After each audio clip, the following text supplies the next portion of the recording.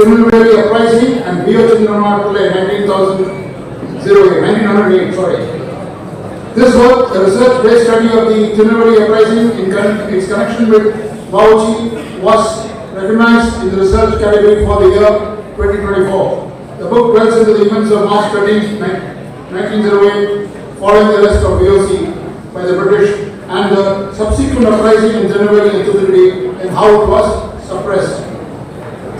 Professor Venkatacharapati has published widely in Tamil, English, and he is also edited books in collections as well. You heard that our Professor Veerababu, who was referring to the books written by Professor Venkatacharapati in his speech.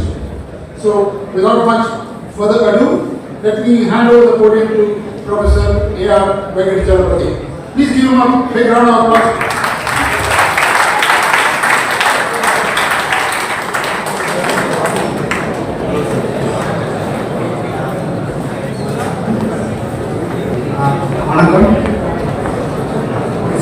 Good morning. It's my pleasure to be here at Amet to deliver the plenary address.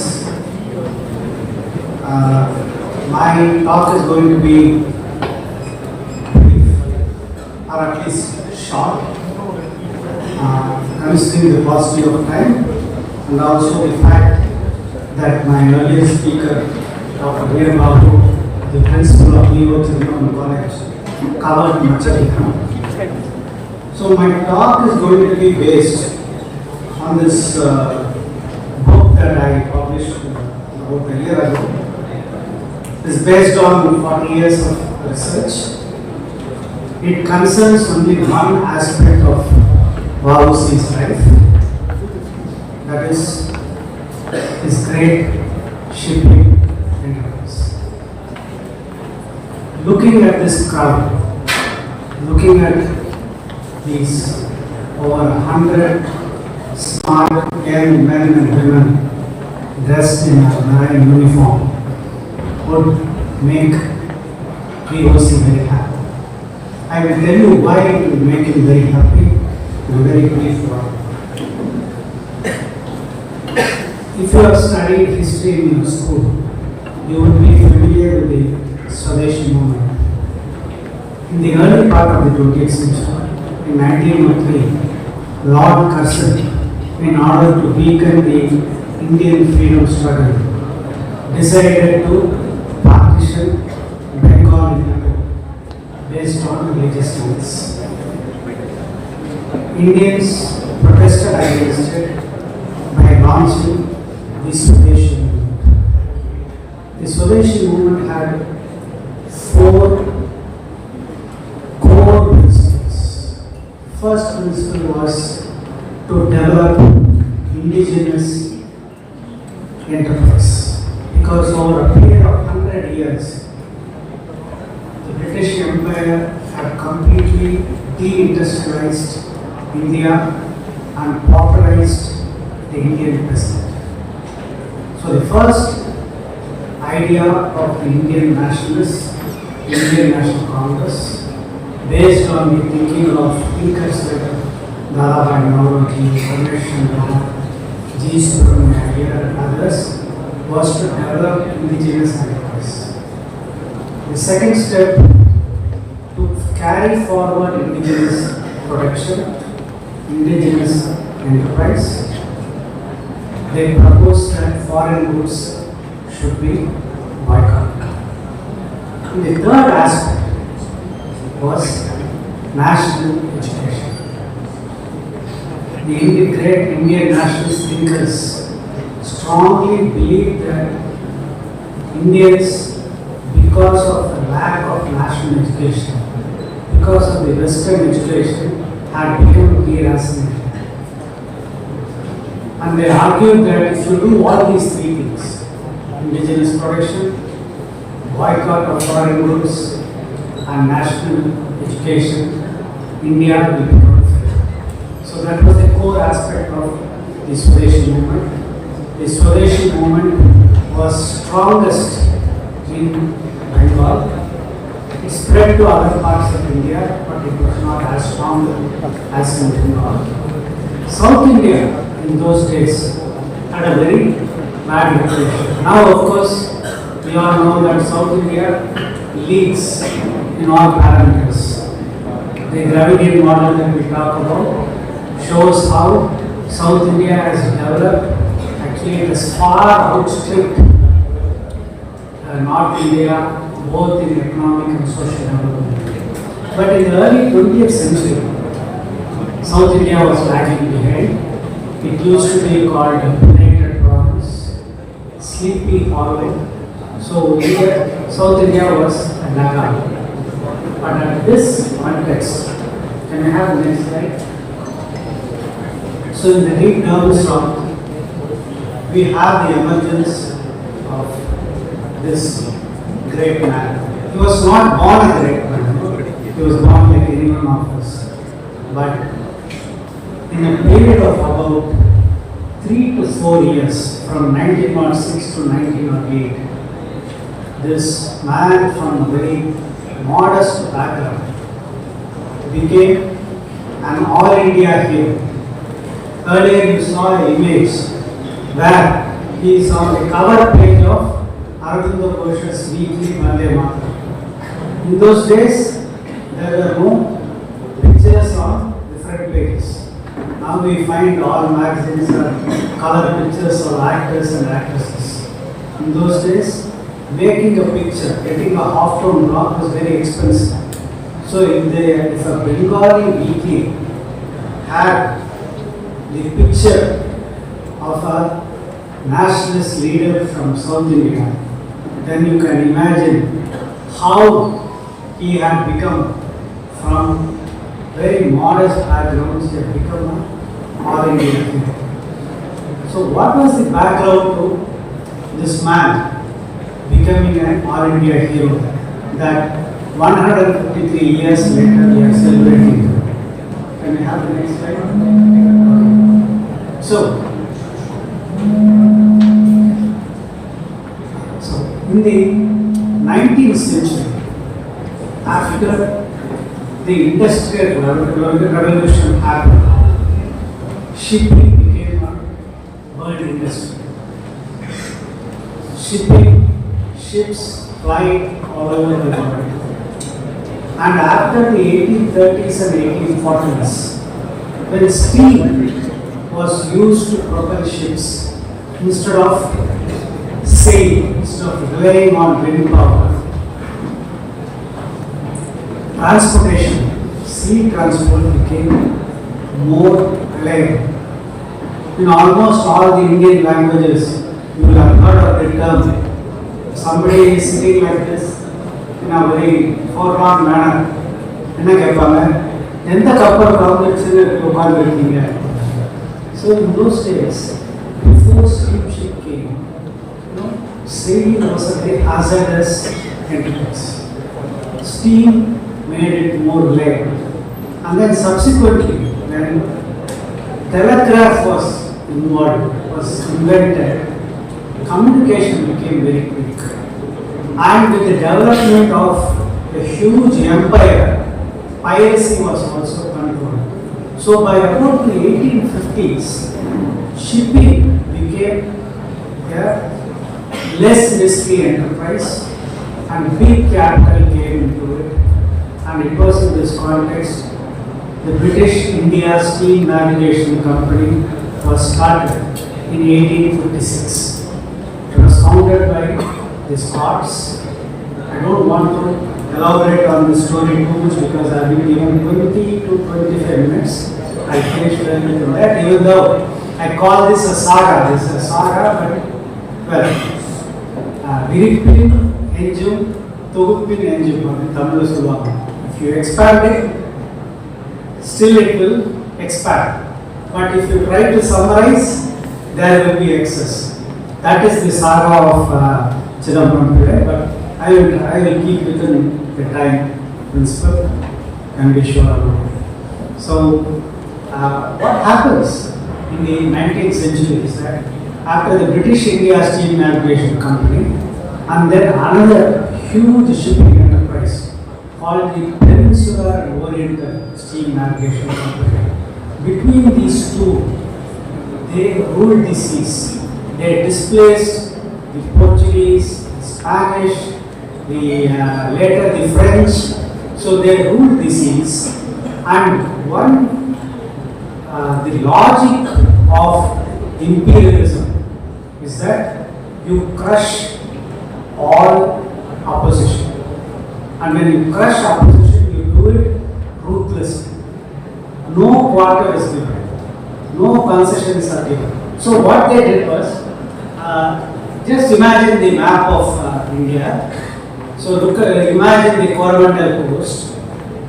Until the British came, until British India Steam Navigation came, there were a number of small ports all over the coast. So small sailing ships would pick up goods.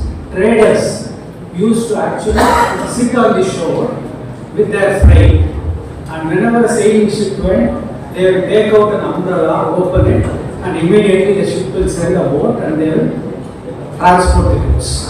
But this is not how capitalism and imperialism works. Capitalism and imperialism works through the sheer logic of scale. So what they did was, the British India Steam Navigation Company, first they also tied up with the government and built a railway network.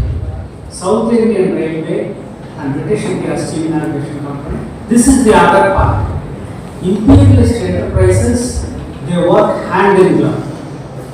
Even though they might have their own business interests, when it comes to crushing opposition, they are working hand in glove. So what they did was, these Southern Indian Railway would bring goods from all over and bring it to 2 or 3 major ports: Calcutta, Madras, and Tuticorin. So in a period of about 20 years, all the small ports were destroyed. All the little shipping companies, all the seafaring communities which are involved in building little ships, little schooners, they were all destroyed. And further, the other aspect of imperialism is that not only do the business interests join hands, they also have a overt or covert relationship with the government. In fact, we know that actually the government is often taken over by business interests. So the East India Company and later the British government, they gave British India Steam Navigation Company complete control over transport of mail. So postal services is the breadwinner. By giving the monopoly of postal services to the British company, British companies fixed costs are covered. The next thing that they did was,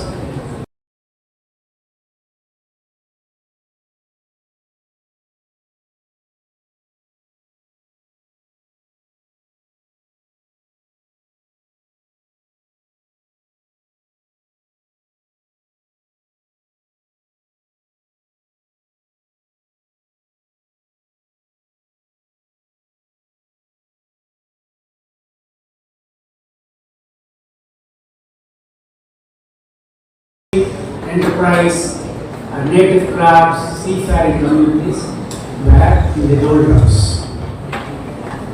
So this moment, another thing happens. There are a lot of Indian traders. Now think, all the shipping masters, they are all British and white men. The traders are all Indians. So what do you expect? Do you expect the white-skinned man to treat brown-skinned traders with respect? They used to humiliate for giving them business and make them rich. What do you get? You get racial insults. They put up with all this. But in 1906, our hero V.O.C, who is a small-time leader in Tuticorin, we still don't know where he gets this idea. See, Indians are generally not known for big ideas. Suppose any one of the young man, and young women here go and talk about a big idea, what would be the usual response? எல்லாரும் என்ன சொல்லுவாங்க? பக்கத்து வீட்டில் இருக்கிறவங்க, வீட்டில் இருக்கிறவங்க, நான் நமக்கு இருக்குப்பா, உயரம் போனாலும் ஊருக்கு போய் வருந்தாங்க. இது மாதிரி we Indians are outstanding in discouraging enterprise.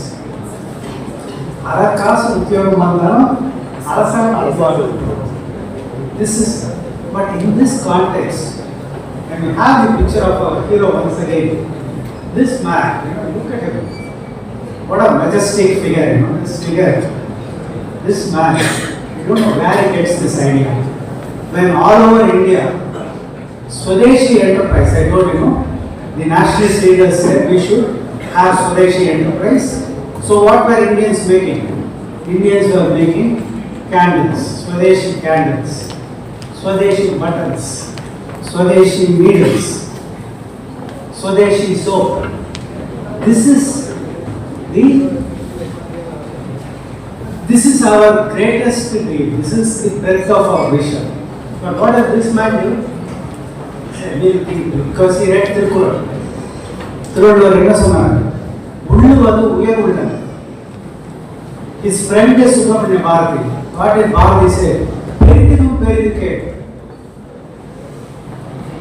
அற்ப விஷயங்கள் எல்லாம் வேண்டாம். So he thought big. So he talks to the traders in Tuticorin. He encourages them and tells them, we cannot put up with this kind of day-to-day insults to the British company. So they asked him, what should we do? He said, let us charter ships. That itself, scares them. But okay, takes lot of effort, but he somehow mobilizes the traders, local traders, and then he charters 2 ships. Those 2 ships are actually owned by Indians, and as it happens, the other very unsavory aspect of Indians is that we will betray and backstab our own competitors.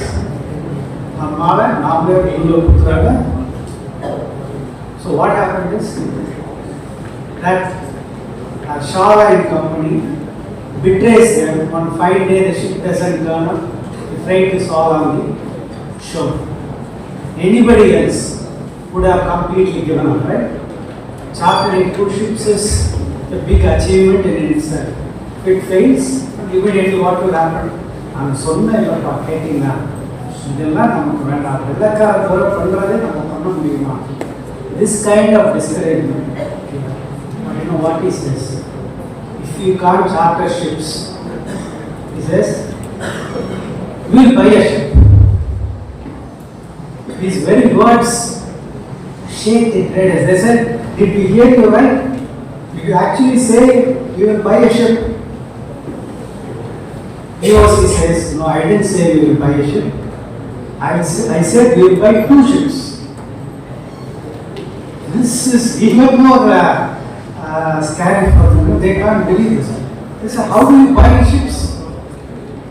Then he says, let us launch a public limited company. Now, this man is thinking bigger and bigger. Now I checked with a friend. Now in 2025, in the last 2 or 3 years, not a single public limited company has been registered in Tirunelveli in the last 3 years, in 2025. But in 1906, this man launches a public limited company. He raises shares. Almost single-handedly, he is able to raise shares for about 6 to 7 lakhs. Then how do you buy a ship? How do you buy a ship? You log on to Amazon.com and you can buy a ship, is it? Even now, I wouldn't know. If you gave me 100 crores, I didn't know how to buy ships. Ships are not bought off the shelves. So, shipping was an international trade, and this is the point. I'll come back to the first point that I raised. Okay, this entire international shipping trade is full of intermediaries and middlemen. How we navigated this man from Tuticorin, who had never been to Bombay until 1906, how we managed these various middlemen, various touts, various brokers, and managed to buy 2 ships is a story I have told in this book. But I will come to the most important point which concerns all of you. So they buy ships. So Chidambaram Pillai has one principle. He says that this shipping company will not sell shares to Europeans. He says because Indians are not rich enough, he said we will sell shares only to Asians. Then he says another thing. Our ships will be as far as possible run only by Asians. He can't say Indians because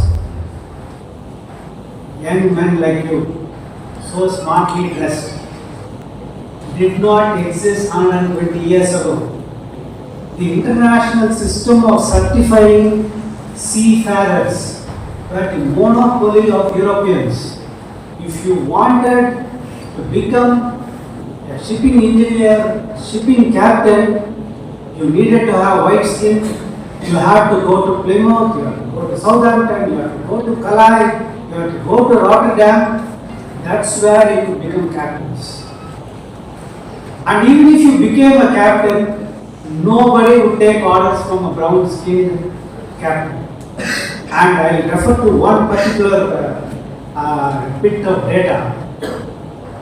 90% of the wage bill in the early 20th century went to 10% of the crew who were the officers.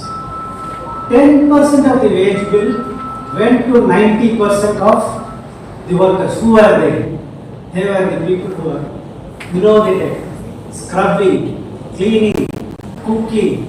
This was the job of what were called lascars, and they were all Indians. So Indians were condemned to clean the floors, cook dishes, clean utensils, get abused by the white captain and crew. So Chidambaram Pillai wanted to change that. And because there were not enough Indians, he said we will hire Asians. And that is the visionary. What he does is, he says, we will start, once it is possible, we will start a training institution, college to train Indians in the art of seafaring.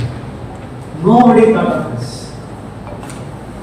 Only many years after independence, we started to train our own engineers. Until that point, we were at the mercy of the Europeans. And this visionary man said, he opened colleges, and he also went one step further. This was not all just a daydream. பகல் கனவு காண்றது ரொம்ப சுலபம். இன்னொன்று தமிழர்களுக்கு இன்னொரு பழக்கம் இருக்கு. என்னது? ஆரம்ப சுரத்தனம் அப்படின்னு சொல்லுவாங்க. தொடங்கும் போது வானத்தை வில்லா வளைச்சிருவோம், அதை பண்ணிடுவோம், இதை பண்ணிடுவோம் அப்படின்னு சொல்லுவாங்க. அதுக்கப்புறம் பார்த்தோம்னா அந்த ஆரம்ப சுரத்தனம் காணாமல் போயிடும். V.O.C was not that kind of man. So even though he could not open a college because his career was brutally cut short. Only 1.5 years he was in charge of the company. But within that 1.5 years, you know what he did? He created 5 scholarships for Indians to be trained. And these 5 people, 5 young men, they came from all parts of India. They came from all castes and communities. One of them was a Brahmin, one of them was a traditional seafaring Parab. So this is the vision we had, and it is precisely because of this vision. I know that I am running out of time. I'll just take 2 more minutes. It it is because of this vision that he paid a very heavy price. He was charged with sedition. A farcical trial took place. He was given 2 life imprisonments. And this man, successful leader who had traditional wealth, his family was in financial ruins. Avru mattum, if only V.O.C had compromised his grandson Chidambaram, who is here, I must say that I knew his Periyappa very well. I met him 44 years ago as a 14-year-old. I met his Periyappa, and 5-6 years later I also met his father. Even though I was a young boy, both of them treated me with great love and affection. I take this opportunity to thank you, because they will அதாவது தியாகம் இன்னைக்குமே மறையாது. So I remember those 2 sons, what they have been if only Chidambaram Pillai had made some simple compromises. Probably he would be a ship owner now, but he will not be having this function today. He will not be celebrating his 153rd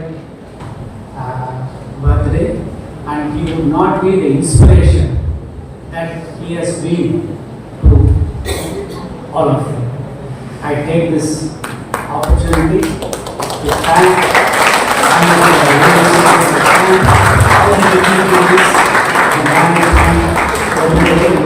because of lack of time I cannot give each one of you simply, but I take this opportunity to thank you one and all. I wish you all the best. Let the dreams of Chidambaram V.O.C be materialized in your own lifetime. Thank you. Thank you, Mr. for such a masterful address. Your words remind us that maritime world is not only built of steel hulls and roaring engines, but also the currents of history, enterprise and sustainability. Now I'd like to welcome Captain V.O.C to felicitate our guests for the day with a shawl and a memento. Before that, I would like to thank Mr. Director for his graciousness. He should have been speaking for an hour, and you have a lot of things you have to say. So if you've gone through this, you know what he has. And if you read that book, you get an opportunity to be there in the library, to pick up and read it. You have the time, right? And thank you for coming here. But I'll be calling you again for the previous session. Thank you very much.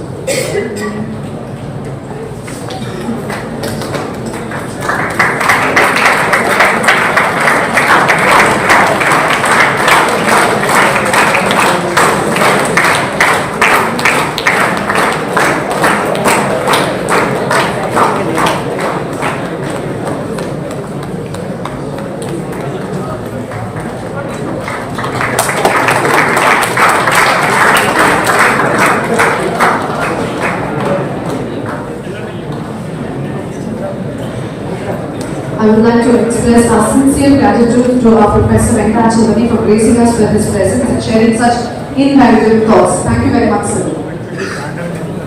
With that, we come to the end of the preliminary session and we close it, and now I hand over the mic to Mrs. Amita Rexton to take over further. Good afternoon, everyone. Now we move on to the next fascinating session of today's event. Yes, it's a technical session. For panel discussion 1, the title is Sustainable Maritime Logistics, the Role of Entrepreneurs. Before starting the panel discussion, let me introduce the moderator and panelists for panel discussion 1.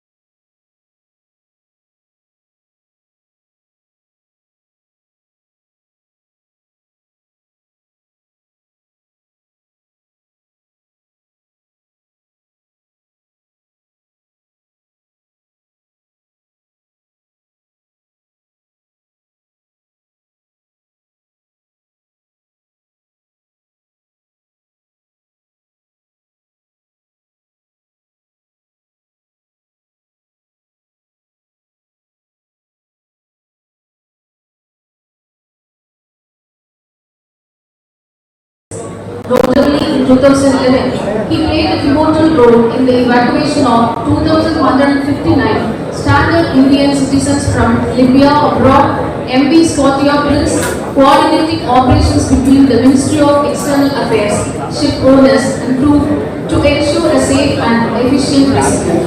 Beyond his operational and technical achievements, Captain Rajagopal has also served the chairman of the Institute of Chartered Shipbrokers UK East India Branch and the Nautical Institute India South Branch, reflecting his commitment to advancing maritime professionalism and education. Ladies and gentlemen, please join me in welcoming Captain K.P. Rajagopal, a true leader and luminary in the maritime industry.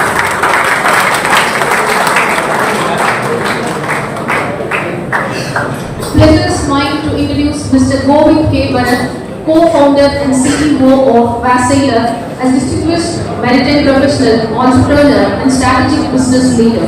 Mr. Bharat began his journey in the maritime world by completing his bachelor's in marine engineering from Amet University, affiliated to Birla Institute of Technology, Ranchi.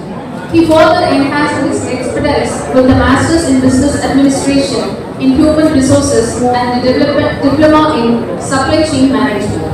He commenced his career in 2010 as a marine engineer, serving over a decade in a merchant navy with V.ships UK. Today, Mr. Govind K. Bharat is a successful entrepreneur and an innovative talent acquisition professional known for translating business vision into impactful HR strategies and driving growth performance and employee engagement. He holds several important roles across multiple organizations, including Director of Business Development, Vishwas, co-founder and CEO of V.O.C Media Works, Head Business Development, Itachi Marine Group Singapore, Director, Impress Group India Private Limited Europe. In addition to his professional achievements, he actively contributes to the community holding honorary positions such as Vice President of Amet Alumni Association Chennai Chapter and Secretary and Treasurer of BNI Chennai CPTA Elite Chapter. Ladies and gentlemen, please join me in welcoming Mr. Govind K. Bharat, a visionary leader whose entrepreneurial spirit and global outlook continue to inspire excellence in the maritime and business arena. It's my pleasure to introduce Mr. Mahesh Subramanian, a distinguished maritime professional and a leader in environmental sustainability within the shipping industry. Currently, he serves as a group head ESG and projects at Anglo-Eastern Maritime Services, where he supports ship owners in the sustainability journey and leads initiatives for environmental compliances. He is also an active member of the Indian delegation to the Marine Environment Protection Committee at the IMO, contributing to critical discussions including the ballast water management conventions. Mr. Subramanian graduated as a marine engineer from PMET Kolkata in 1995 and sailed for over 12 years on board product tankers, gas carrier containers and bulk carriers under Anglo-Eastern Ship Management. Driven by passion for learning and sustainable practice, he has completed a postgraduate diploma in sustainability management from SIES Mumbai and environment management certification from IISc Bangalore and an MS from IMU Chennai. Ladies and gentlemen, please join me in welcoming Mr. Mahesh Subramanian, a visionary leader dedicated to advancing sustainability and excellence in the global maritime industry. It's my privilege to introduce you a stalwart of the global leadership in industry, Captain S. Rajashekhar, formerly known across the industry as Captain Raj. Today, Captain Raj is the chairman and president of Redefine Shipping in Singapore and Hong Kong, steering the company with vision and expertise, and continuing his lifelong journey of redefining global shipping. For the past 31 years, he has played a defining role in the commercial, operational and strategic management of container linear business across the globe. His contributions span from setting up the running feeder services, V.O.C operations, logistic networks, container terminals, depots and leasing companies to pioneering coastal shipping operations. At 65 years of age, Captain Raj brings with him an extraordinary 48 years of rich experience covering the entire spectrum of the shipping world. His career began at sea, where he served for 16 years, including 5 years in command as master, before moving ashore to shape the future of the linear business. Ladies and gentlemen, please join me in extending a warm welcome to Captain Raj, a master mariner, strategist, entrepreneur, and a true leader in the global shipping industry. Pleasure is mine to introduce Captain Harbinder Gill. Captain Gill now serves as an operation manager at Saira Marina Service, Dubai, where he oversees key aspects of vessel management and operation plan. He is an accomplished maritime professional with over 2 decades of experience in the shipping industry, including more than 11 years in command as master mariner. He has built his career around oil tankers with a specialization in very large crude carriers, where he has consistently demonstrated strong leadership, safety management, and operational excellence. In addition to his role, Captain Gill also offers his expertise on a consultancy basis. He has been actively freelancing for various ship owners, undertaking specialized assignments such as pre-purchase inspections, pre-wedding inspections, beaching, and delivery voyages. With a career spanning both command at sea and operational management ashore, Captain Harbinder Gill embodies a rare blend of seafaring expertise and shore-based operational insights. His strong professional integrity, hands-on experience, and specialized knowledge of a tanker segment continue to make him a trusted figure within the maritime community. Please join me in welcoming Captain Harbinder Gill for this special occasion.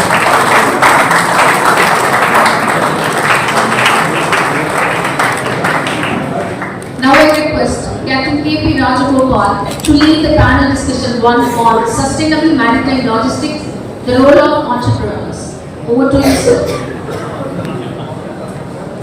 Thank you for the introduction, and I thank Amet for giving us this opportunity. Just to continue from what was left in the previous session, we thought that Professor Venkatachalam gave us.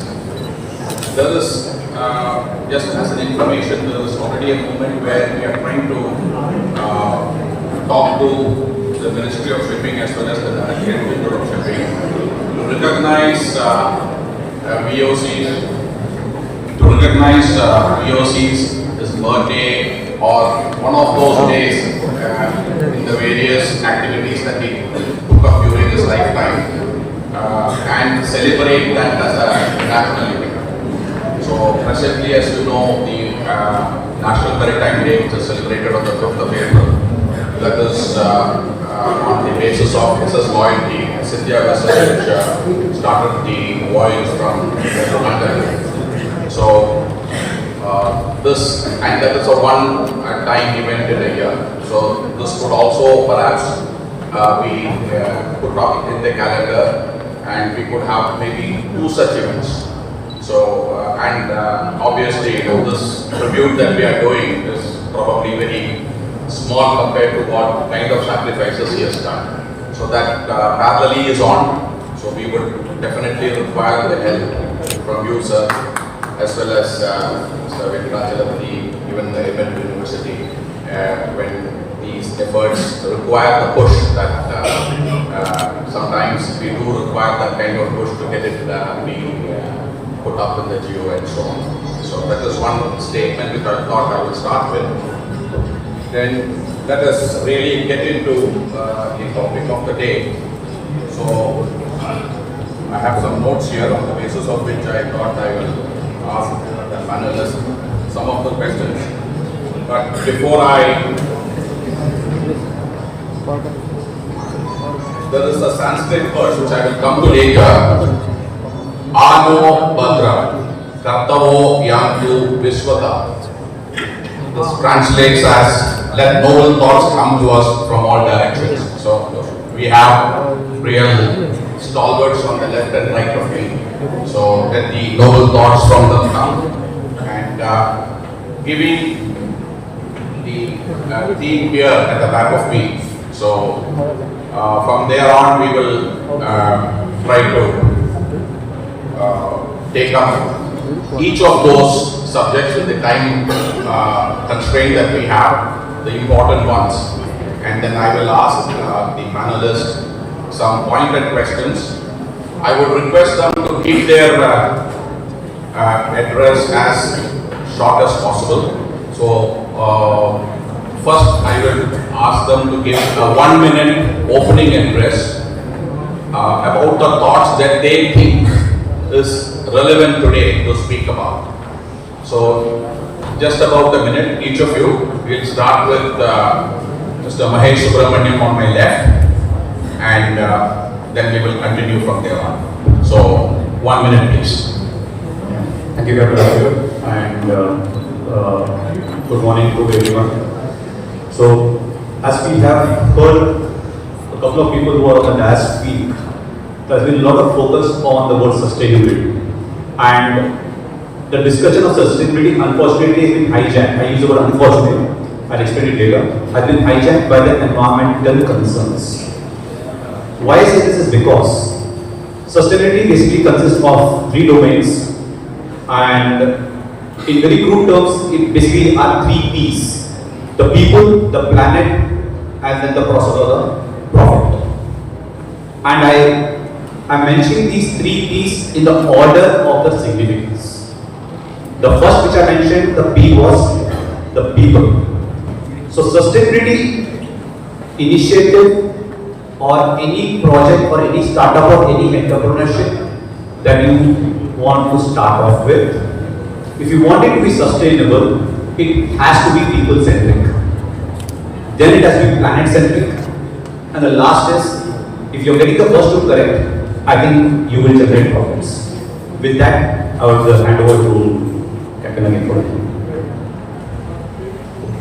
Yeah, thank you for that opening address. Now, Bharat, if you could add on.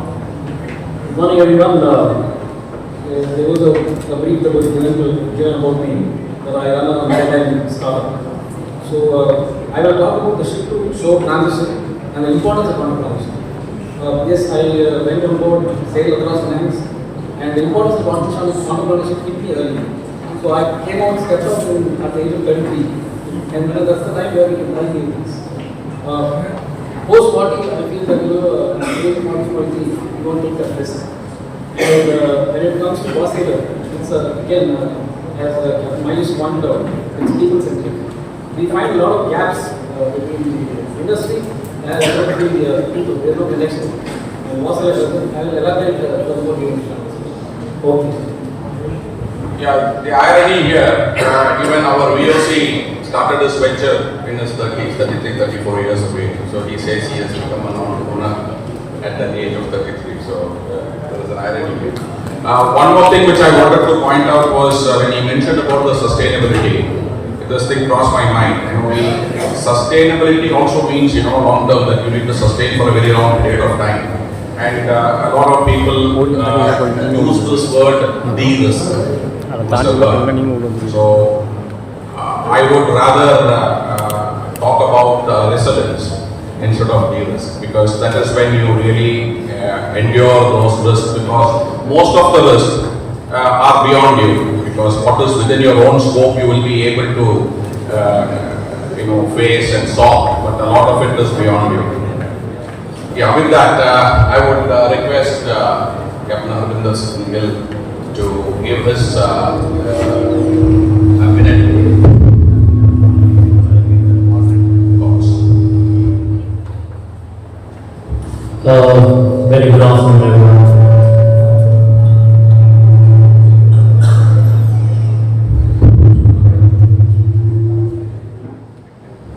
Okay. Thank you very much, Captain Rajgopal. It gives me immense pride and sitting along with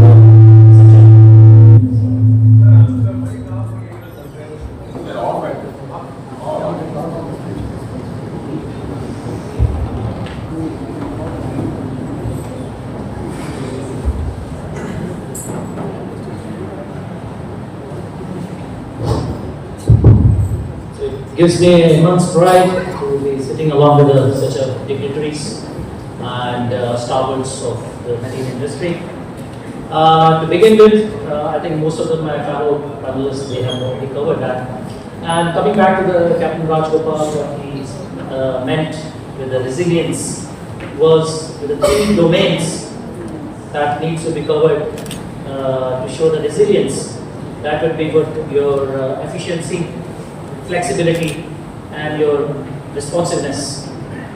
So, the later part, during the discussions, we will be covering that. But at the same time, concurrently, it is my pleasure to share along with you that I am representing Site Marine Services, who is headed by the CEO, Captain Mehta, and he is ex-Amet. And though he's ex-Amet, and though he's way younger to me, but I think the age has no excellence, no bars, it doesn't stand over there. But having said that, when I look upon to you, all the cadets, I look as if like, you're sitting as a future entrepreneurs, anything, no matter how short it is, how small it is, you can come up with the ideas. And we are here to foster that knowledge to you. So then, bring it on. You share ideas along with us. And then we'll take it up further from there. Yeah, thank you, Captain Gill. Over to Captain Rajshekhar. He's a doyen in shipping. He's seen it all. And so I would give you your first minute to open. Good afternoon, everyone. Good afternoon, everybody. And, thank you very much for calling me over. I'll be in the last minute. I'm going to be talking all impromptu. I'm not going to try like the others probably. I have a flight to catch late evening today. Basically, I think they have covered the points. Our business, sustainability is a very nice word to use. It's good for MBA, good for business administration. But practically in shipping, you need to be having an eye on detail, and like Mahesh has mentioned, people-centric business. This is people-centric business. Shipping is people-centric business. And I'm more experienced than an expert in the container, the liner shipping business, multinational liner shipping business. And I will probably be speaking more about my own experiences and probably how to go as an entrepreneur. Initially to look at the business and then get on to the next stage of sustainability and environment, etc. So with Trump now there is no environment anymore. So we have to keep changing our act quite often. Thanks, Dr. Yeah, thank you. With that, we will get into the core discussion. So the first question goes to Mahesh.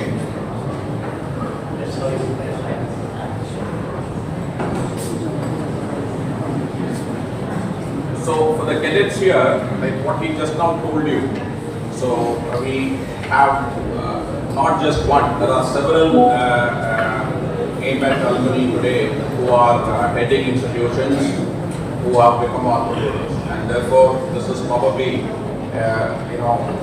your first experience in hearing from seniors about how to become one. The seed that is put into your head today would start to grow, and tomorrow you could probably follow those steps what some of your seniors have done. Therefore, I would request you to hear carefully, take notes, and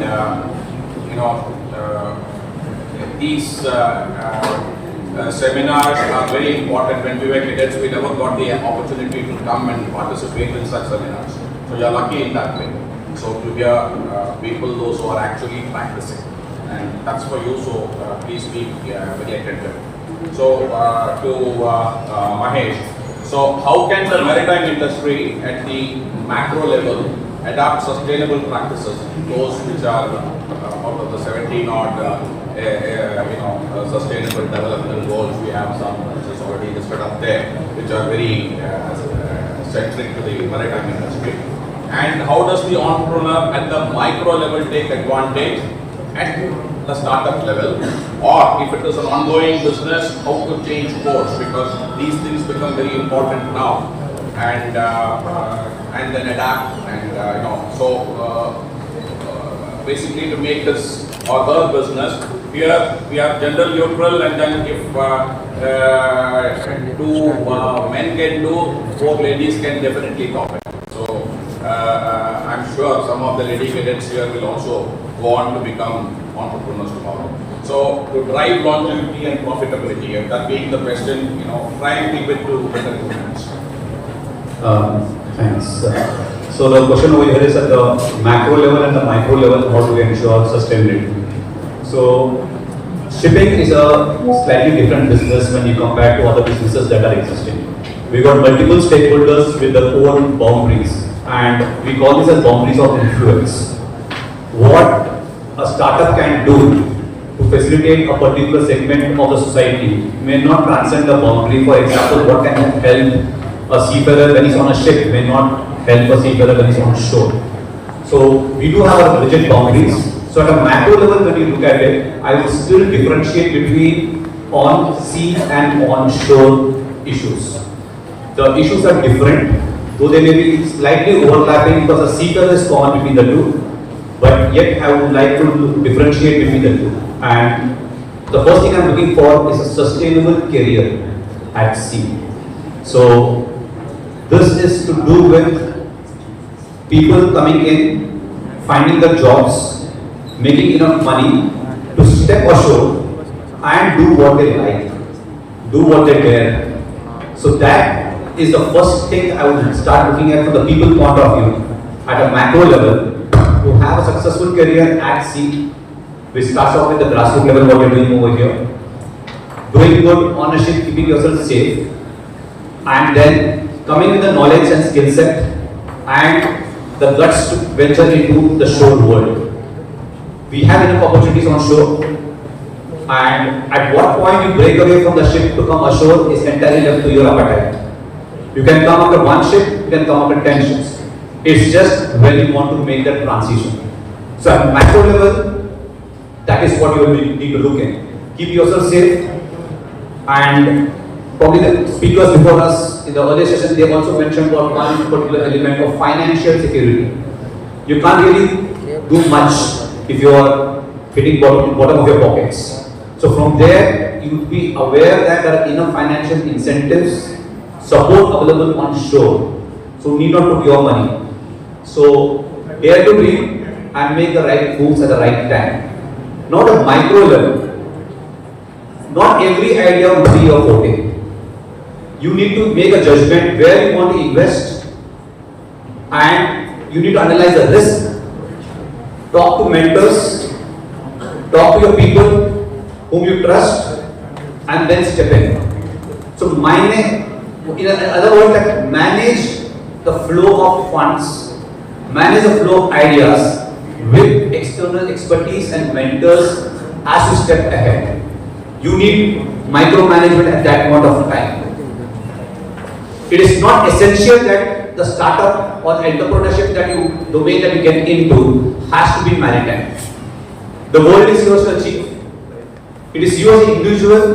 Once you step on shore and pick up an idea, just remember the basic principles that you should have a positive impact on the people, the planet, and I believe the first one is correct. The third one will automatically correct. That is, people will invest in you. A part of my job is to allow ship owners to submit papers to the bank for what we call as green financing. So when an owner is submitting a document for a bank loan for, let's say, a decarbonization project, believe me, the questions over there is which nationality of seafarers are on your ships? What are your accident statistics? What is your safety statistics? What is your on time versus off hires? So basically it means that lot of other parameters also goes into funding, though it's a green funding. So you need to have this macro perspective also when you're talking about any sort of funding that you require from a third party. They look at the whole scenario of sustainability. Thank you.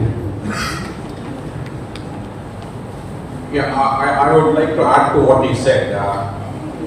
you probably have heard of this Agniveer scheme wherein, they take youths and train them and then they have the job for 5 years and thereafter 75% of them are retired after the service, 25% are retained. Probably we as Varanaveers, we probably are looking at 15 to 20 years.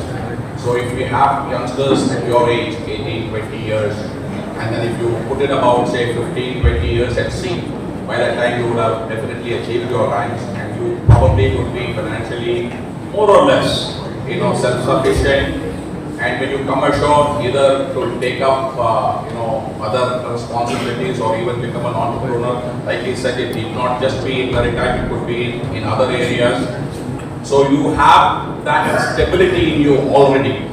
And therefore your venture, when you start, you are already on the right foot. So we should probably look at the Varanaveers from tomorrow and see how they can come ashore and then do this.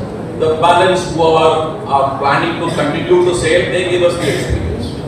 So there are plenty of people who continue to sail. So they give us the experience, so we have a right match of youth and experience at sea. Okay, so going on from there to my next question to Bharat. How can maritime logistics operators improve energy efficiency and reduce their carbon footprint? Well, there are a few things. Leadership, LNG today is the hot topic, and ethanol, hydrogen, ammonia are also on the way. And the battery operated equipment into the port, it's making it a green port. It's another opportunity where given entrepreneurs doesn't require a big investment. And yes, of course, when we talk about the carbon footprint coming down, in a macro level, companies should think of collaborating with the new processing where they want to use the underused sundown and there again, when the vessel or the ship transport is being deployed in domestic cargo movement, there is a big carbon footprint. And also a combination, multimodal transport, the Sagamala projects, especially in the hub. And in fact, the multimodal model is actually connecting your vessel cargo to a rail when compared to a truck system. There is an 80% drop of carbon footprint when there is this combination of dropping your cargo to a multimodal model. And also the use of inland water. Again, the Sagamala project is showing a lot of focus into this, and that will reduce the water. And in this space again, digitalization has to be there. When it comes to port paperwork, there are a lot of lessons idling on it, so that can be reduced in a big way. Bringing down the idling time. So if we can apply something like the assistant technology, where the vessel gets slow steam and then reach two times so that there is no, and then again there is slow steam. And there is a carbon drop there and no weightage. And on the one there will be a lot of carbon emission. Yeah, thank you, Bharat. I would want to ask Captain Rajshekhar to elaborate on this, because he has got amazing operational experience. So how do we bring in the carbon footprint? So your thoughts, please. Yeah, I think like I said, right, the topic says sustainable maritime logistics and the role of entrepreneur. I would like to speak a little bit on that. The carbon footprint, very simple, you run your ship slow, your emissions go down. Today, the cost of fuel is very high, and although there are alternative fuels like LNG and ethanol, they are not cheap. I'll just give you an example. A ton of low sulfur fuel costs $500 to $550 depending upon the time and place you are buying per ton. Whereas LNG is $740 per ton. To a technical cheap engine LNG is better because it burns less, gives more power and burning less. But overall cost for the actual operator is at least about 16 to 22% higher than the normal cost of running those up of fuel. So many operators like us, we operate ships, we charter ships, we operate ships. I would prefer, even on an LNG ship, to run with those up of fuel. And if I run them slow, it's economical. Today, everything is to do with economics. Sustainability, yes, fine, it's a nice word to say, keep the air pure. It's already been made impure by the developed countries. We are trying to fight it now. That, yes, has to be done. But running a business, running a ship, running an operation, you need to be very careful of your cost. What's your cost? Cost is the most important aspect of running a business.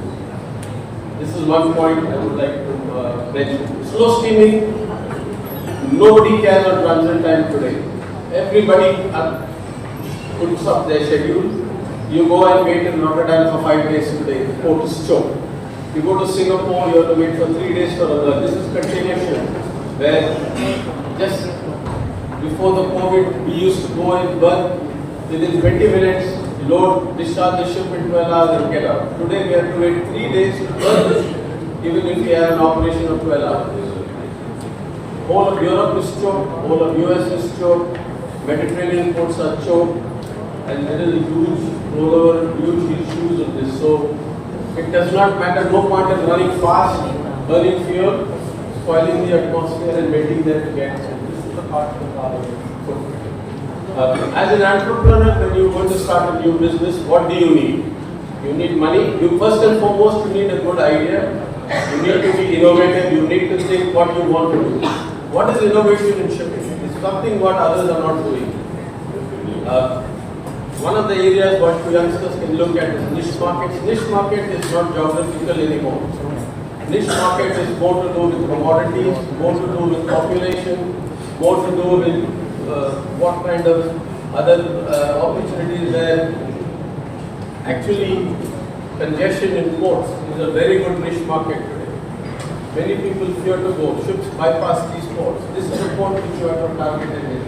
This is how we have been working in the last 26, 27 years. We don't give weekly service. This was our concept. So you have to have a concept in your business. And the other aspect, the next is, after this concept and idea, you need money, right? I would like to differ with Mahesh there. You don't get money freely, easily. Nobody will give you money unless and until he sees 20%, 25% return. Today in the shipping industry, the return on investment is about 6 to 7% if you really are very careful on your costs, etc. Try to look at 20-21% return, better invest in share market or in real estate. So if you are going to get into shipping, please bear in mind that your return on investment would be about 6 to 7%. Be smarter. Yes, digitalization helps in bringing your cost to a certain extent. And the next that you need is people with knowledge, people who have fires in their belly and guts to do something. You need guts when you start to run an operation in a container ship business at least. In fact, any business, whether you want to operate a tanker, whether you want to operate a bulk carrier, you need to have guts. There will be losses, there will be profits. The business is cyclical. You have to have resilience, and you have to have the willpower and confidence and perseverance to ensure that you can run the business, and you have the ideas, you have the ability to withstand. Coming to the funding part again, I would say, very simply put, you have a good project, you ensure that you are able to have a startup. There are a lot of opportunities now. I think coastal shipping is one good opportunity. Yes, we went into it, we started first. We had some issues because it was very new. We were actually, the product was an excellent product. We lost out because all the multinationals reneged on that contract. And please bear in mind, the big names you say are the biggest crooks of the Sony, the Panasonic, the Samsung. These are the guys who have let us down. And Rajgopal was running that for us here in Chennai. So, funding is possible. You have create a good startup, come into get the startup license to the government, then you get Mudra loans, and then you get the Now there is a new loan called the incubator loan, which is given by IIM and IIT for youngsters, and this is a very good loan because this is a non-recourse loan. A non-recourse loan is you don't have to pay back. The quantity is up to 5 to 7 crores depending upon your project. And there will be one IIM or one IIT officer who will be a consultant who will help you. So if you really want, you have a good idea, you can approach them. You first have to, of course, have some advisors to set up a company, etc., and then go ahead and do it. Having said that, I think in the maritime logistics sector, sustainability, you have the whole garment. I would just say maritime logistics is not only shipping. It's trucking, it's got involvement of people, it's got freight forwarding, it's got banks, it's got many other things. And there was one buzzword like this sustainable world and environment, these words that have come out as a buzzword called blockchain 10 years ago. Blockchain is peer-to-peer transaction. And the liner shipping business is a retail business. It has not succeeded in this business at all. The reason why blockchain has failed totally is the business runs not on rules. Business runs more on exception. The exception becomes the rule and the rule becomes the exception. That's how the business runs. It's more retail business. Thank you. I don't have, I think since time is not that. Go on. Yeah, thank you, yeah. So, I will go on to Captain Gill. Now, he spoke about the congestion in ports and there are opportunities there. So, how do you think that you can improve the situation in those ports by using technology, by using AI, by becoming a partner to the port in order that the productivity is increased? Because it's not as though that there are no solutions to those conditions. So it could also be because of the local rules, the custom regulations. So if we are able to resolve those, as somebody who comes in and who is able to take up that and advise the board. So how do you think you will be able to resolve these issues? Since he mentions that today in most parts of the world there is huge congestion. Absolutely, Captain Raj Cooper. Before I deliver anything on that part of the question which you have just raised, I'd like to add with the Chief Engineer Bharat about the carbon things. That reminds me when last year I was part of Endeavour in Saudi Arabia, and you will be surprised that the things I'm talking about, the future technologies which is slowly evolving. As we speak, every day the things are changing and changing very rapidly. I mean, the Scandinavian countries, they have already started something called as a carbon capturing. They have huge plants, they have started taking the carbons, and that carbon is being recollected and it is being used as a future fuels. It is dumped in the grounds in the pallets. So yes, so far we haven't given a thought about it. As the renewable energies, what we are talking about, the things of the past like the solar energy, the wind energy, these are things of the past. The things now, they have already started working on the wave energy or the tidal energies. You will be amazed to see that already the United States, the East Coast, they have started working on this. They have started implementing the voice, chain of voice like a ODAS, what you have seen. They are already generating huge electricity which can cater a need of a city like New York.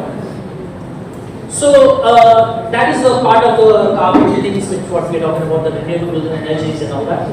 Coming back to the congestion, yes, again, there where like normally the entrepreneurs, they come into the pictures. The introduction of AI, the robotics.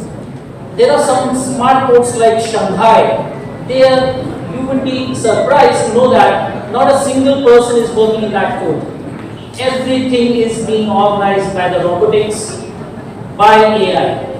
From the containers to loading, unloading of the vessels. So the congestion, so everything, the AI, because we as a humans, we tend to make mistakes. We tend to make a mistake. There is always an error is there. The human error is always there. But when it comes to AI, which they have gathered a lot of studies, they have done the studies on various vessels coming in and out from a port, how that AI could be working. So that would be I would say the answer to this question, the congestions, and everything starts falling into the places. So that's I'm trying to urge, rather than we are having this kind of a discussion and seminars.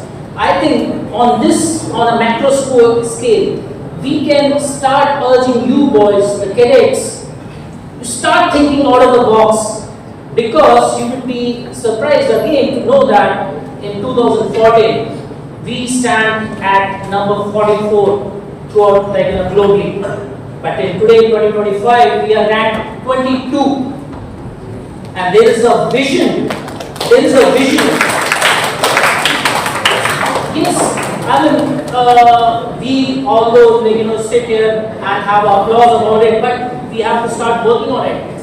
There is a Amrit Kal, they said there is a Amrit Kal of the maritime sector, which is coming in 2047, like Sagarmala, Bharatmala, everything is there, and we have a beautiful, excellent coastline of 7,500 kilometers, and you can see the potential over there. So start working on that and start thinking out of the box. This is my request to you. Yeah, thank you. He just explained some of the opportunities. So this basically, the automation is one major solution to the congestion in ports, and automation in several forms, like we mentioned about Shanghai, and there are a few other ports as well, where there is really nobody on the jetty. You will not find it. It's all machines working, and they are much faster and very efficient. So that would really make the turnaround of vessels so much more faster, and so the congestion would reduce. So that's one part. And he also mentioned about the Amet and 2047. I'm sure you probably would have read that we would, from a 4.5 trillion economy today, we would probably go to about 35 trillion economy. GDP of about say 7 to 7.2%. That's the kind of projections that we have. So, in fact, Altman, who's the ChatGPT CEO, he is actually very envious of today's youngster. So he believes that even though the CEO of ChatGPT, he thinks that you probably with the kind of age on your side, you have better opportunities than ever before. So with that, I go to another opportunity, so which Mahesh would probably let us know what the future entrepreneurs would do. So about the circular economic principles in maritime logistics, which is basically how to continue to keep using the resources without throwing it out, and that becomes a big problem later, and therefore how we continue to do. So he would explain this much better than me. Thanks. So I'll just touch upon a few points already made during the discussion and tie it up with the circular economy part of it later. So Captain Rajchandran mentioned about LNG. So LNG has a shelf life of 5 years. It is there and can survive only till 2030 in view of the IMO and EPS regulations coming. EPS gives a slightly longer period of 2035. So at this point of time, to give an average, we are having an order of about 10 to 12% of our ships being built. So every year, or anything between 8 to 12% of our ships are getting scrapped and replaced by new tonnage. And when this new tonnage is coming in, it comes in with either a technology which is already adapted or is built to be ready for the technology which is going to come in, or we call as future ready ships. So LNG is a ship which is actually on water, but a lot of the technologies are being being built with an expectation that the maturity level will be such that within 4-5 years we would have, for example, ammonia. Except for just 2 ships which is actually running on ammonia, there's no ship which is running on fuel ammonia. But we also need to remember one very important thing: all these fuels that have been tested on are not green fuels. They are conventional ammonia, conventional LNG. But technology on the ship will not change, the training that you go through will not change the moment it changes from LNG to e-LNG. Okay? So, carbon capture is very interesting. That's one of the backbone of production of e-fuels. Okay? So, it is not right to think that fossil fuels will be going out of the window. Fossil fuels plus carbon capture is the future. Because, end of the day, the carbon footprint of the fuel has to be zero. That is why there are 2 words that you find across in sustainability, in especially decarbonization. One is, of course, zero carbon fuel, right? And the best example of a zero carbon fuel is ammonia. So if the question asked to you is ammonia carbon neutral, or is ammonia having no GHG emissions? You will not say the answer, or rather you should not say the answer till you do not know how is the ammonia produced. So this is a concept of circular economy which comes in, and just taking an example of fuel over here, which is to do with what we call as life cycle assessment of the fuel. Lot of these fuels that you have in the market, let's take an example of VLSFO. So when sulfur 2020 regulations came, where the regulations required sulfur percentage to drop to 0.5, some owners went and fitted scrubbers, whereas some owners went on what is called the primary abatement principle, that we use low sulfur fuel. The people who fitted scrubber were doing to comply with the regulation and was based on the return of investment. And that return of investment was basis calculation done on the differential pricing between a conventional fuel, which is above 0.5, versus a low sulfur fuel. So remember, a scrubber for you may be an environmental compliance device, but for an owner, it was an investment that he sees an ROI. Using that example, moving ahead, every bit of decision taken by the owner, he decides on which fuel he wants to use based on his availability. And when I say availability, he wants to base it on e-fuel availability. Mahesh, I would also ask you to extending of ship's life, the fouling. Yes. The anti-fouling, Yes. Thanks. So, first part of the sustainable ventures of decarbonization comes with reduction of fuel carbon footprint. And now that's an expensive commodity that we all are aware of. Future fuels are going to be expensive. Once you decide on a ship with the fuel, the job of how much fuel you're going to burn now comes the next question. That means you need good ship designs which burn less fuel. It can be e-LNG, but when you have 2 ships, one burning more e-LNG than the other, naturally the one which burns less e-LNG would be preferred to go in the market as a charter. So, how do you have a better ship design, which comes in the design stage? The next step is the operational phase. How you ensure the ship operation takes place, wherein you keep the design consideration of fuel as the baseline parameter. How will you maintain the ship's operation in the energy efficient manner, which comes with route optimization, watch optimization. That is where the AI, ML and all the logistics related things come in. Example, you don't go fast at anchor, go at what is called as optimum speed. And one of the most important parameters over there is hull biofouling. Now at this point of time, as we speak, in 2025, hull biofouling is a guideline by IMO. In 2028, it will be probably becoming a regulation entering into force by 2030. So hull biofouling is a mechanism by which you keep your hulls clean. Now there is a huge scope of startups in this domain because underwater robotics, underwater cleaning mechanisms, and capture and utilizing mechanisms are being developed. As of now, there are about 4 or 5 projects being incubated by IIM Kozhikode in collaboration in Cochin Shipyard, which works on specific domains of underwater robotics. Just an example to tell you, There are very few Indian manufacturers who actually manufacture the motor for the drones. They are imported. So when you're talking about indigenization, I have mentored a robotic company which is manufacturing drone motors. So they go into that specific details. I want to only manufacture motors, not the drone, because that is the gap they have analyzed. So there are excellent opportunities with every step of decarbonization that you come across.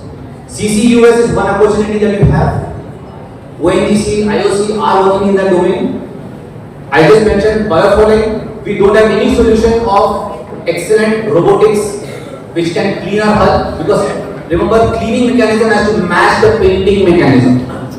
Then there's a startup funded by Cochin Shipyard and IIM Kozhikode which is working on paint technology. They are doing biomimicry. That is, the paint is being manufactured to reflect a fish's skin, fish skin, where it does not have the algal growth, right? Falling does not take place. So there are excellent opportunities. Every step of decarbonization in the future challenges opens a new scope for you to think about as a startup. And though I do agree that funds are not easy, I only change the terminology as they are available but not easy to get. If you know how to get it, I think there is enough funds available in the market, especially the startup funds. Thanks, sir. I hope that answers.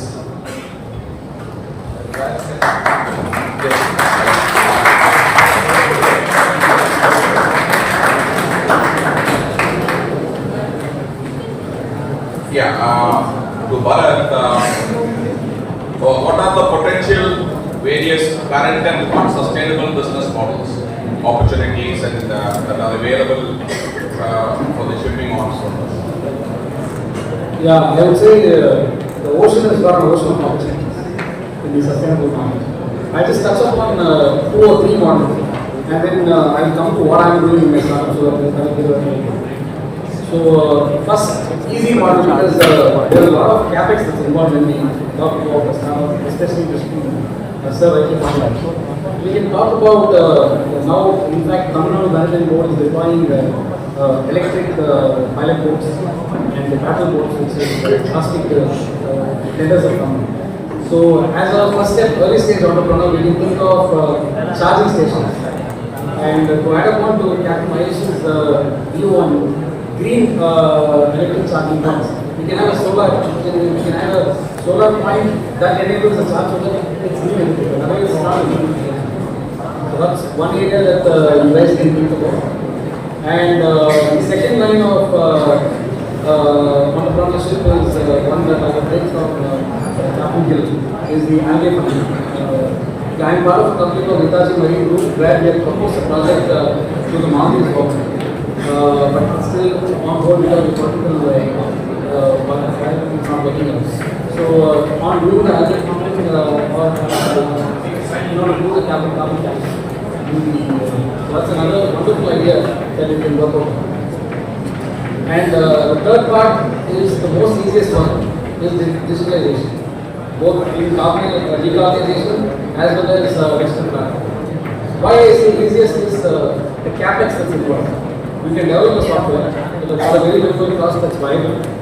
And in case if the software doesn't take off, we can scrap it. Because the capex, the capital expenditure has gone very minimal. And you can also make it a minimum viable product. You need to do a market testing. And if it's good, either as a SaaS model or PaaS model, again, bringing investors, show them the learning capacity and then scale it. So there we can both work on maritime startups as well as the fintech startups, maritime fintech startups. So in V.O.C, the main potential that I saw was people. We talk about sustainable solutions, we talk about ammonia, we talk about hydrogen, but without the people, because it's a people-centric business, without people, nothing happens. So V.O.C was predominantly founded to find the gap where, plug the gaps of shortages. Today the maritime sector is claiming that there is a shortage of people. But there are underused seafarers. How I would put it is there are seafarers who are don't know 1 month. They don't know there is energy problem. So we created a maritime platform to aggregate V.O.C as I was sailor, V.O.C sailor, V.O.C. That's the thing. And we created a real-time update that gets into anybody who is ashore. Also the last week and Sunday of people on the ships. So we use WhatsApp, so WhatsApp channel model. And today we are India's largest sailor community with 55,000 active sailors in our groups. So it's completely full marketing, we will not push anything, we have not taken any data. And with the data integration, it's an innovation. The company is integrated with Amet. It's an integrated startup. And there in WhatsApp there is no search feature, so we integrated the search feature. And we have done an ABT, the official launch happened in March.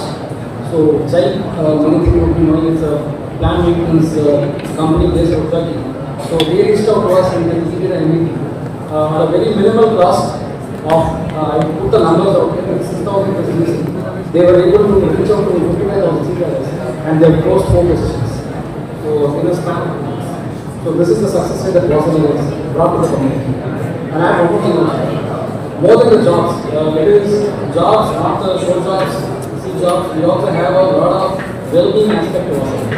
So we have given a thought on financial planning. We have a certified financial planner on board. A lot of seafarers, they don't do the financial management. Their finances are not managed properly. And if that's managed properly, going well with Captain Mahesh, they can come out early and then they can do wonders. Second is the insurance card is also being, that's again DT circular which given in January, but we gave the card in last November.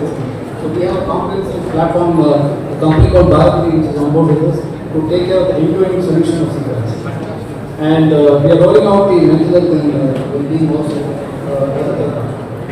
Thank you. So you heard, some of the opportunities that is already available. Then most of them are not so capital, intensive. So in fact, he looked at the pain points. That's probably how most of the startups, come up with the ideas and then they conceptualize and then they really do that in their practice. So he looked at being a sailor, he understood the pain points, so he started working on it. So if you are observant, you would also be able to see those pain points.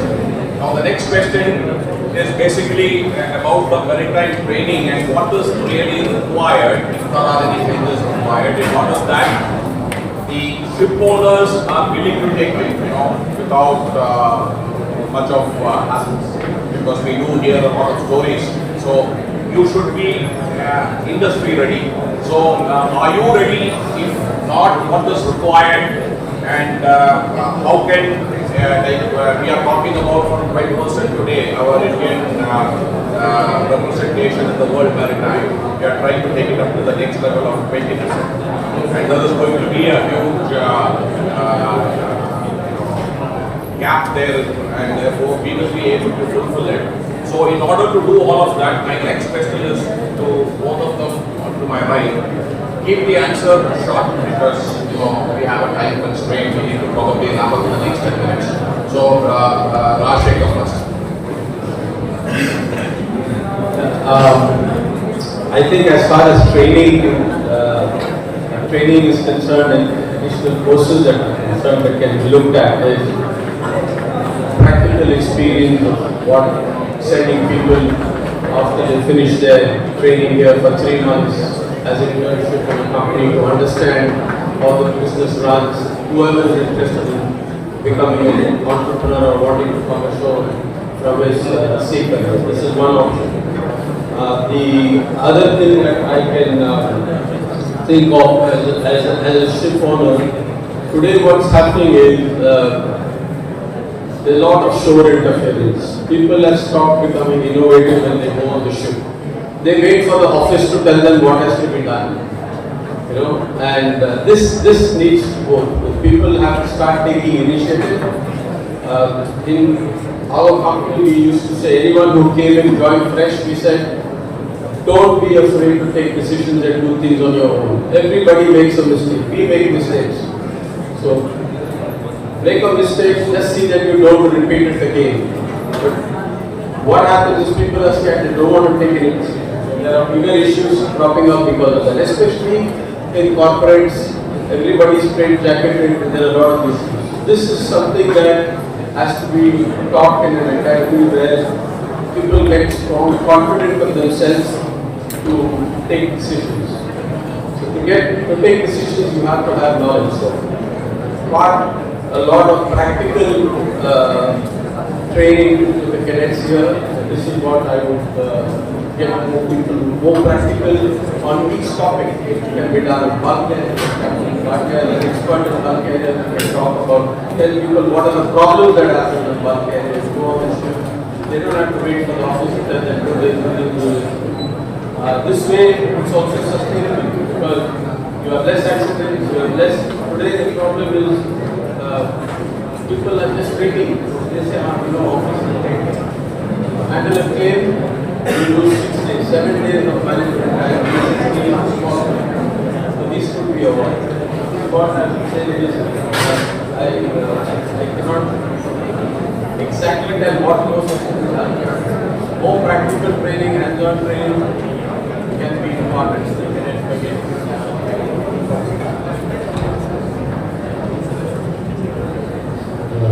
Thank you, Shikhar. I'd like to elaborate it further that of recently the Saudi government, when I was in Saudi Arabia, they have started an initiative, a pilot project that was shared with Captain Garland last time I was in the Amet campus. So the same footprints they have started, and on the same implementation, they took my recommendation and they have started a share. Same on like what we used to have our PS project.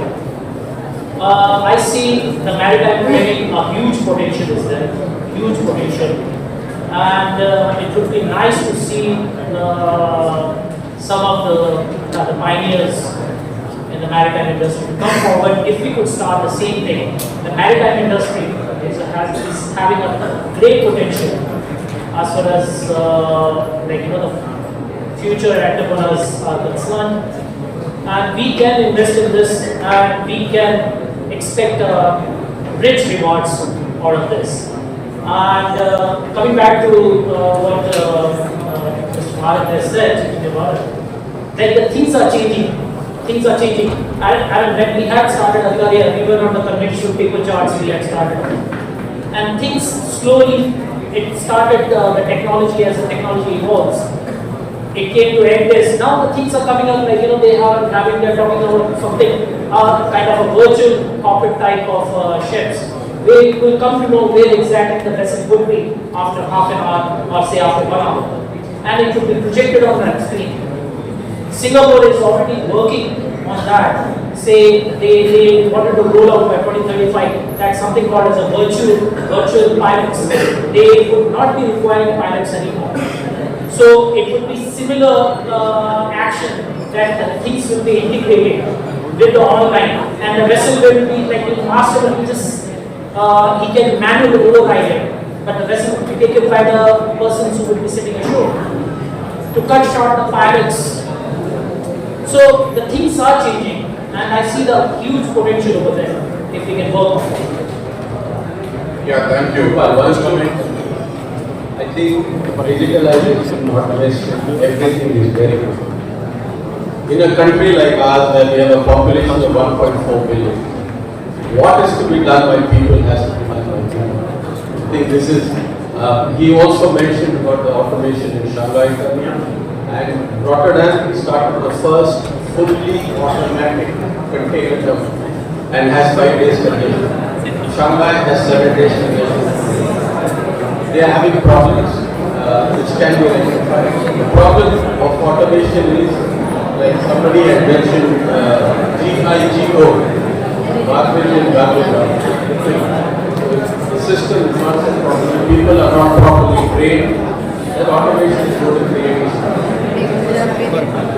Yeah, coming back to this, he was mentioning on-board training once you finish your course here in the institution and then you go on board. So if we have to take our share, Indian share from 20%. So presently each ship has 1 to 2 cadets at best. So we need to look for cadet training ships, but that by itself is a big point. And therefore we should probably look at training vessels there are a lot of proposals which are still lying with the government and has not been acted on. So I wish that we have, a training ship with every different type of vessel.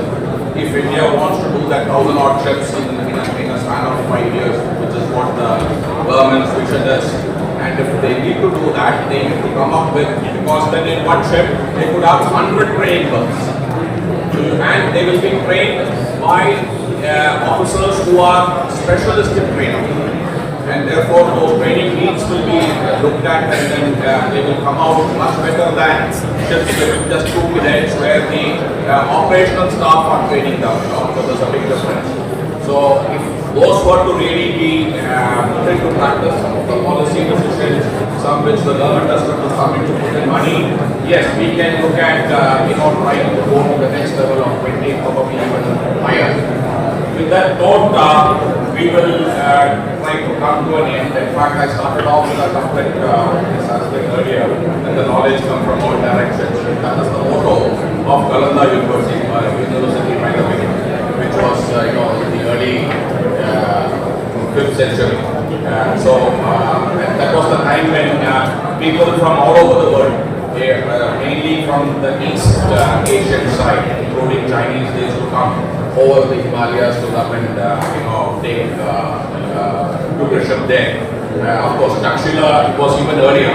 So we had such universities in the world elsewhere, including of course in Europe and in America, where people were still probably savages and living in caves. And so we have universities running there. So Amet, being one of the universities and also being a specialist in maritime university, I would urge, if it is possible for some of the alumni, including of course others, to come in partnership with Amet to form a cooperative, so that startup ideas can be born. Like what IIT is doing, and funding to a large extent as a cooperative can also be managed better. So if you are able to come up, there are lots of ideas, and in my opinion, entrepreneurship is top down. That means if seniors are able to know, the juniors will be able to plug in from there. So if the university is able to look at it like what IIT is doing, 350, 400 odd startups today, which they are literally running under them, because we need what? Mainly labs and data. So if you are able to provide that, and then you take in terms of some equity for that, so we will, and a lot of seniors who are now probably retired or in the stage of retirement, they can be inducted as advisors. And so this is something which can be looked at. So I thought it was also mentioned in the earlier on V.O.C's ideas being one of this. So education, innovation, and things like those.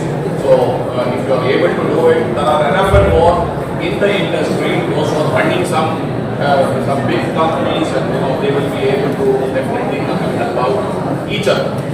So please look at it. So I thank the panel very much. I mean, Mahesh was wonderful, and Bharat, being an entrepreneur, he gave his ideas very clearly. He gave out areas where you can look at, which is not very capital intensive. So Bill came up with some very innovative ideas about carbon capture and so on. Raj, with his huge experience, he actually showed some light on some of the practicality, because we can put up some big diagram out there, but it does want to also work while we practically do it or while running a company. So the panel was fantastic. So they gave a real picture of what is there in store in the future, how we are actually transitioning, and so I guess the panel has done a wonderful job, and thanks to all of you.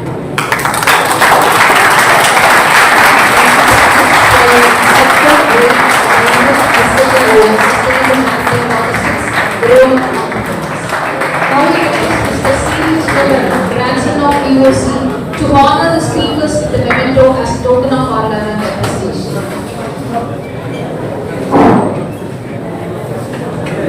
The moderator, Captain V.P. Rajagopal.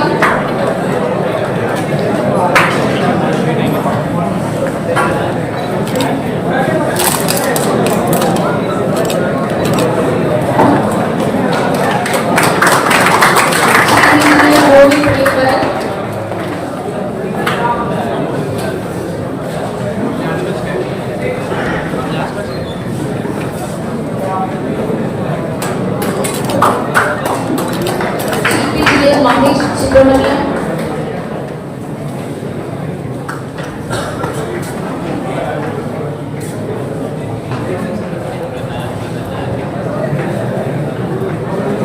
Captain S. Rajashekar.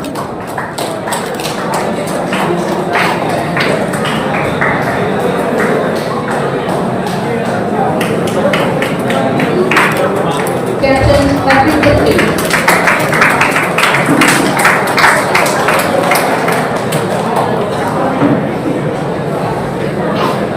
So the next panel discussion 2 will be starting in the same auditorium at 1:30 exactly.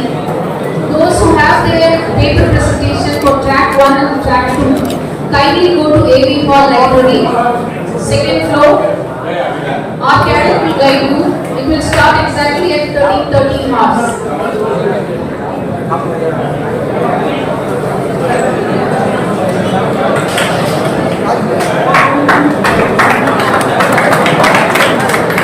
Guys, you cannot discuss for lunch.